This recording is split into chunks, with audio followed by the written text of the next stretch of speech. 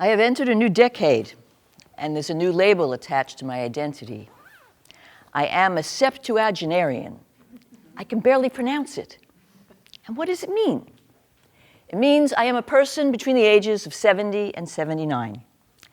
And what the hell does that mean? That means I am old enough to say, I met Jimi Hendrix, and Jimi Hendrix kissed me. And if you don't know who Jimi Hendrix is, Google him. May 1968 at the Fillmore East in New York. He was the lead act, and The Who also performed. I had no idea who The Who were.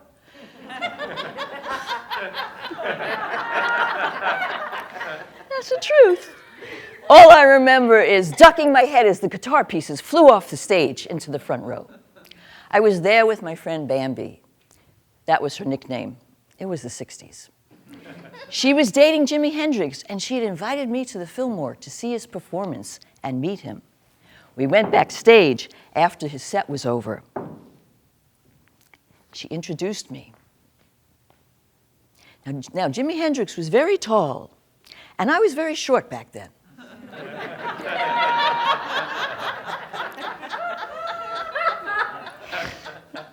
I'm really taller now.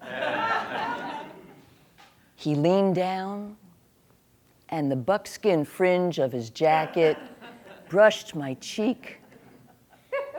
He didn't really kiss me, but he kissed me on the other side of my cheek. That was pretty heady stuff because I was a teenager. And being close to such greatness when you're a teenager is really incredible. Me and my best friends, Michelle and Fran, would go into the city and stand outside Greta Garbo's apartment building in New York City in a cul-de-sac where she lived off East 53rd. The East River was to our left. The building stood in front of us. And we would gaze upon it, hoping to see a glimpse of I don't know what. The doorman, an Irishman, with obviously a gun underneath his winter coat, would come and shoo us back across the street if we ventured too close to the building. Move along, lassies. What are you expecting to see today? Every time you come here, it's the same thing. The East River, the building, all the windows, and me. Oh, but we're so depressed, said Michelle. We just come here to cheer ourselves up. We're teenagers, and being in front of all this greatness just makes us feel better. Right, Suzanne? Yeah, right, Michelle. Rolling his eyes, he would escort us back across the street, once again to gaze at the greatness from afar. This would happen a few times a month whenever we showed up, depending on how depressed we were that month. New York City was teeming with incredible moments to bump into greatness. Years later, it's 10 p.m. on a Monday night, and I'm going to Daly's Dandelion with my brother Richie and the ever-present Michelle. Daly's Dandelion was on Lexington Avenue and 63rd, and they were famous for their cheesecake. Now, New Yorkers, we love our cheesecake, and Daly's had the best. We walked in and sat down, and we were the only ones there. Suddenly, we hear the door open, and Richie looks up and says to me, "Don't look now." But John Lennon and Yoko Ono just walked in. Now, me and my brother Richie had a long history of his make-you-look jokes. Nobody's there. So I said to him, "I don't think there's anyone there. Stop pulling my leg." "No, Sue, they're really here. Don't look." But Michelle had to turn around. She took one look and gasped and ran to the back of the cafe to go use the telephone booth. If you don't know what a telephone booth is, Google it. We could hear her whispering. We could hear her in the back, calling to her brothers in Bayside to let them know what was happening. "It's Yoko and John, it's John and it's oh my God. This is Michelle trying to be cool. Me, I got up and decided I had to go to the bathroom. The bathroom just happened to be on the way past their table. I walked past and then stood in the tiny bathroom until I thought enough time had passed. And then I sat down. They're eating cheesecake! Cheesecake! As if this was some big revelation. We left the cafe before John Lennon and Yoko. And as we walked past their table, We did smile at them, and they smiled up at us. And a napkin fell off the table. We walked outside, and me and Michelle began jumping up and down like the teenagers we used to be. But my brother, he was cool. He waved that paper napkin he had picked up from front of their table and tucked it into his suit jacket. 8 years later, December 18th, 1980, the news is all over the television and the radio. John Lennon murdered outside the Dakota Building in New York. By now, I was living in Russian Hill, which is on the edge of North Beach in San Francisco. I was in a $200 a month studio garden apartment. It had a freestanding French tub and a Franklin stove. I know, you can't believe it. Just Google Franklin stove, garden apartments, $200 a month, 1980 rents. I called my friend Chellis, who lived upstairs, after I had heard the news. I'll be right down, Sue. Let's go off to Vesuvio's and have a drink. Chellis is at my door. She's wearing a long brown leather jacket. Her hair is slicked back like a guy's, and she has a cigarette dangling out of her mouth. And Chellis doesn't smoke, ever. She's holding a red beret in her hand, and she says to me, "Here, I'll be John Lennon, you be Yoko, put it on." I put the beret on my head, put on my brown leather jacket, and we leave the apartment building. We're heading to Vesuvio's up on Columbus Avenue. Now, I'm 6 inches shorter than Chellis, but I really want to be John Lennon. Except I know that, it's not the time to argue with Chellis, and after all, even though she's the more feminine one in our friendship, I just have to be quiet and be Yoko. Yoko's a little butch anyway, isn't she? It's after 9 p.m. on a Monday night, and Chellis is striding up Columbus Avenue, and I'm trying to keep up. I do smoke, and I'm lighting up my Tareyton, and we're talking about how in love we are with the double fantasy album that Yoko and John Lennon had just released in November, and then we start to cry. By the time we seat ourselves at Vesuvio's, we can barely order our drinks. I pick up my glass. "Here's to you, John." Chellis toasts me back. "I love you, Yoko." I squint at her through my cigarette smoke. "You're really prettier than John. I have to say that, We laugh and cry the whole night, and at about midnight, we walk back to our apartment building. The streets are still deserted, and the fog is weeping all over the sidewalks. Death surrounds us. How many toasts of l'chaim to life, to death? Can I age gracefully when I feel so klutzy about life? That's Yiddish for clumsy. You don't have to Google it. What does aging gracefully mean? Not being wrinkled and not talking about my aches and pains, or being wrinkled and proud? Does aging gracefully mean showing up at all the memorial services with a good balance of how grateful I am that you were my friend, or my friend's family, brother, sister, husband, wife, and yet how pissed off I am that you had to up and die? Monks meditate by funeral pyres at the Ganges River in India.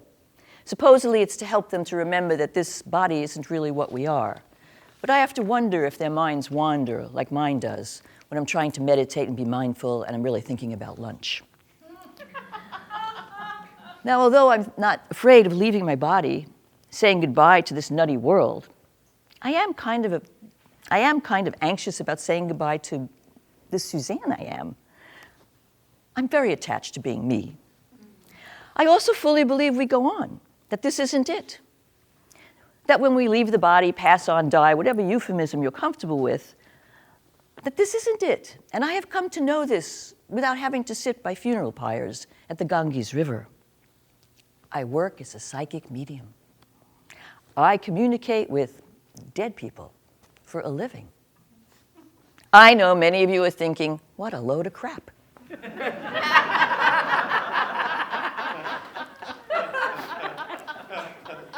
However, I'm sure there are some of you out there tonight who have had unexplainable experiences with people who you have some of your loved ones or not so loved ones after they have crossed over, after they have died. I do this air quote thing because I don't believe that we die. I think, okay, our bodies, it's like rent-a-wreck. Or maybe it's like rent a brand new car, and then it becomes a wreck.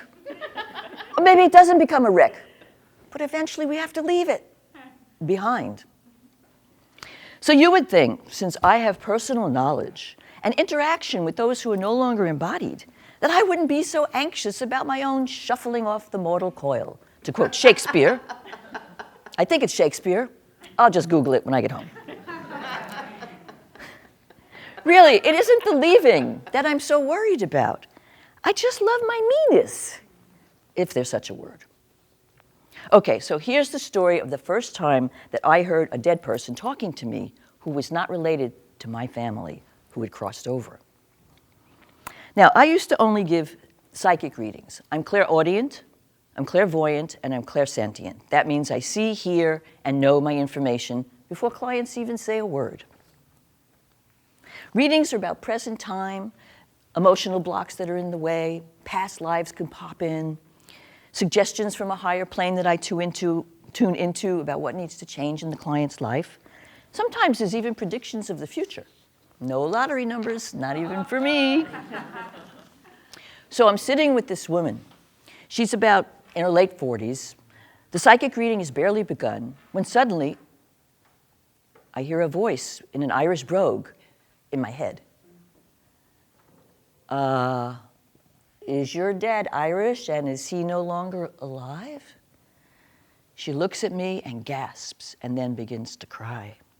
He died 4 years ago and I miss him every day. And does he hear me talking to him?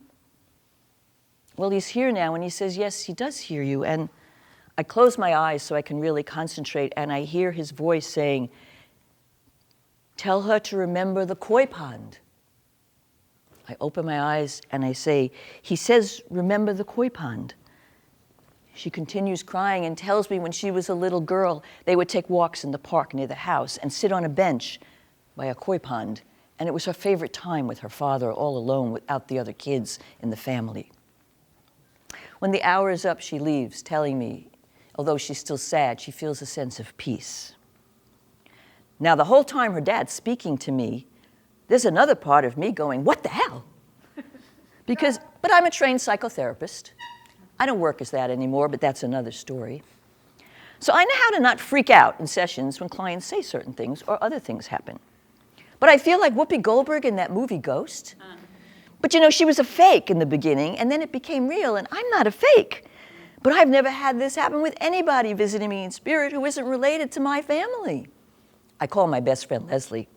Leslie, oh my God, oh God, Leslie. What, Sue? Is something wrong? No, I just had my first mediumship experience with a total stranger. I'm freaking out and it's really quite amazing. That was years ago. And the years have flown by since the other side opened in my readings. Now, not all psychics are mediums, and I feel really blessed to be able to do this work. But then there are the rare times when a reading just doesn't work. I'm on the phone giving a reading to a client. Energy's energy. It can be done on the phone, in person, makes no difference. So it appears your mom in spirit is saying that she's really sorry about how cruel. I don't want to hear from her. Just tell me about the money.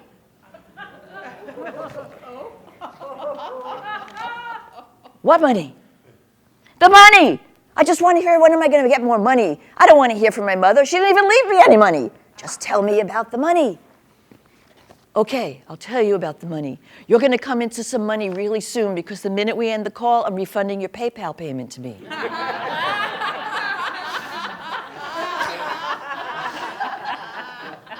I'm really sorry this reading did not work out. I try not to judge. I'm just the messenger. So maybe you're wondering, do I commune with famous dead people? Has John Lennon or has John Lennon or Greta Garbo or Jimi Hendrix visited me? No, and I don't go looking for them. But one day I heard about a famous person through one of my client's relatives. I was pouring my tea the day after a reading with this woman, and I hear in my head, tell Bonnie I'm flying with George McGovern. I text the client, and she responds a few hours later. Wow, my father took George McGovern up in his plane to fly him to a local airport when he was on a speaking engagement. And he was interviewed by the local paper, and he said about my dad, what a damn fine pilot you have there. It made my dad's day to have his 5 minutes of fame. One time, a famous person came to me. I'm sitting in a mediumship circle with my mentor, Felix. There's 5 other people. We're all practicing our skills. And Felix has invited someone we've never met, and her name is Francine. We're sitting in silence, just waiting to see if there are any messages. And suddenly I hear, "Just say Eleanor Roosevelt is with me." I look over to where Felix is sitting next to Francine, and I say, "Felix, I don't know who the message is for. It feels like it's over there somewhere." "Just spit it out, Suzanne." "Eleanor Roosevelt is visiting with me." And then Francine starts to cry. "I was hoping tonight that my friend would come through. Emily was my dear friend, and she and I both looked up to and revered Eleanor Roosevelt when we were little girls, and she just died 6 months ago, and that's why I'm here tonight as Felix's guest. I was hoping she'd come through." She starts to cry. I start to cry. Sometimes an image of food will pop up in a reading. I was sitting with someone the other day, and in my inner eye I saw a blueberry pie, and I said to my client, "It feels like your grandmother's here with a blueberry pie." And he began to laugh, and he said, "When I was a little boy and had sleepovers at Grandma's house, she baked me my own special pie, and it was blueberry." So these are all significators, so people really know their person isn't gone. They're just over there somewhere. So why my attachment to losing this Suzanne persona? The essence of me has so little to do with the number of years I have been in this body. It has little to do with how I feel inside. I know the essence doesn't die. It moves on to where? I don't really know. Maybe there's a cafe or a theater up in the sky where we all hang out until we're called back here again. Or maybe, if we're really fortunate, we go back into the oneness that called us here the first time. But that's another story for another show.